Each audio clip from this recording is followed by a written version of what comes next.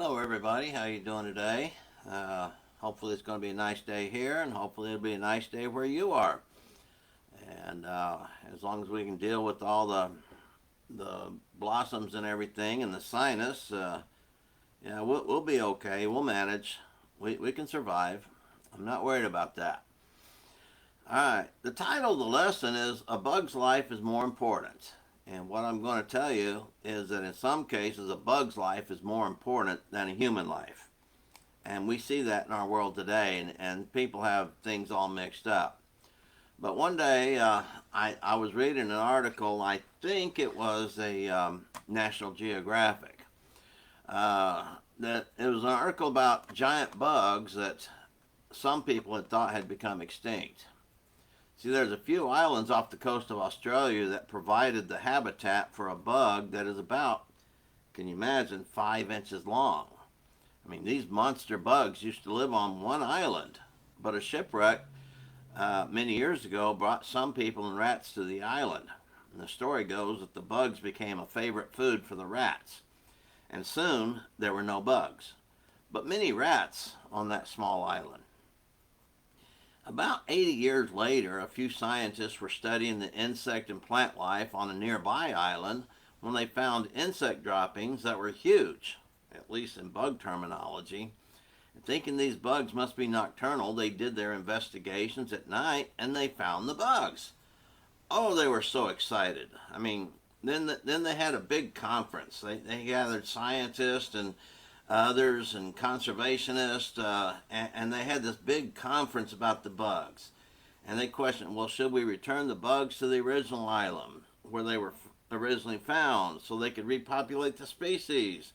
Should they be taken and cared for in a zoo? And needless to say, a lot of study and money went into this project.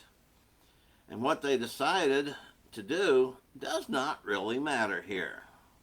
See, the point is the fact that so many people get excited about bugs and other creatures, but they have hardly any concern for human life. I mean, this is definitely something that is wrong in our world.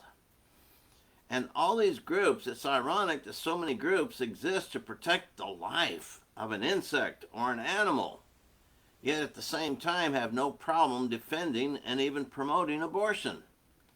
I mean, there's a group to protect the whales. Another group protects the seals and polar bears. Animal rights defenders will stop progress because of a bug or animal without consideration of the cost to so many people. See, they stopped the building of an airport because of a frog. They stopped the building of a highway because of a spider. And they nearly stopped the logging industry because of an owl. So, I see it strange that everyone who is adamant about these things will defend the right of a mother to terminate the life of her child. I mean, if one mistakenly destroys an eagle egg, they can be fined $250,000. But killing a child, I mean, it's almost to them as a natural thing to do. I mean, something is very wrong with this picture. The Bible tells us that God created man and gave man dominion over every other living thing. And so, man can do that. And while it may be true that man can and do as he pleases with the animals, I'm sure that acts of cruelty are something God despises. You know, I've looked through the scriptures and I really don't see animal cruelty being listed in the Psalms, but somewhere there's an evil heart in there that does cruelty, and I'm sure God does not like it. So, if you know of a passage, be sure and forward it to me. I would like to study that. All right, so Jesus said that God sees the sparrow and sees to its protection and its provision. In fact, he does it with all the animals. God gave the animals instinct so they could survive. You know, God had to teach mankind love, humility, and consideration of others because these are not natural born instincts. And come to think of it, mankind has very few natural instincts to speak of. I mean, we from the moment we're born, we have needs, and people have to take care of those needs. You know, some animals, they're born, and a few days later they're kicked out of the nest or kicked out of the den and say, okay, you're on your own. But humans, no, it takes a lot of time and development before we're ready to get out and deal with things ourselves. And so God designed human babies to be cared for as they grow and as they learn to care for others. And this does not always happen. But if more people would learn to follow God's teachings, our world would be a better place. I mean, we know that. If more people were considerate of others, our world would be a better place. I mean, improvements could be made almost immediately if people started treating others properly. But we know that doesn't happen.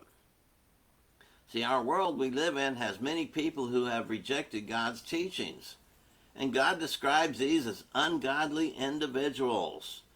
And, I mean, you read Romans chapter 1, around verses 20 through 32, you see so many different qualities and, well, you call them qualities, I mean, difficulties that human beings have and what they do. And so what do we see? We see murder and the taking of life these days. And human life has been devalued by so many today of our society that when one is removed from life, hardly anyone pays attention. Yeah, now in our environment, yeah, I mean, if it's like a white cop shoots a black man, okay, there's a lot of attention on that. They call it social justice, that they or social reforms they want to do. But, I mean, when you consider every week 10 to 12 people are shot on the streets of Chicago by people of their own race, you don't hear about that. I mean, it's almost as if, oh well, that happens, and people are being shot over there, and it's just not right. And so life is devalued. But you know what? You step on a bug, you might find yourself standing before a judge with charges of cruelty to a living creature. Now let that register with you. So sad, because the abortionist will not face similar charges.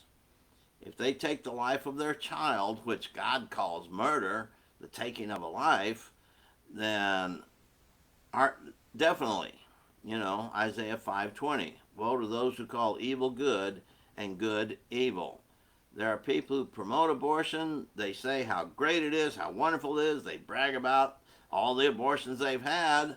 And all they're doing is confessing the fact they've sinned over and over and had to face the consequences. And this world has it all wrong. So a bug's life, seemingly, is more important than a human life. And when you look at our world today, you see that. And sadly, we see it more and more in our world.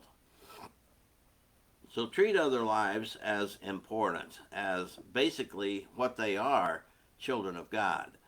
And God's going to respond by how you treat his children. There's a passage in Proverbs talks about this. How you treat anyone is how you treat God, how God feels about that. And so we are to treat others. Matthew 25, the great judgment scene. I mean, how you treated others is going to be one of the standards of our judgment. So consider these thoughts. Start treating others properly and with kindness, and you'll make a difference. I mean, because this world, they don't do that. I mean, some parts of this world, you treat someone kindly. I mean, they're trying to think, okay, what's your angle? What are you trying to get out of this or something?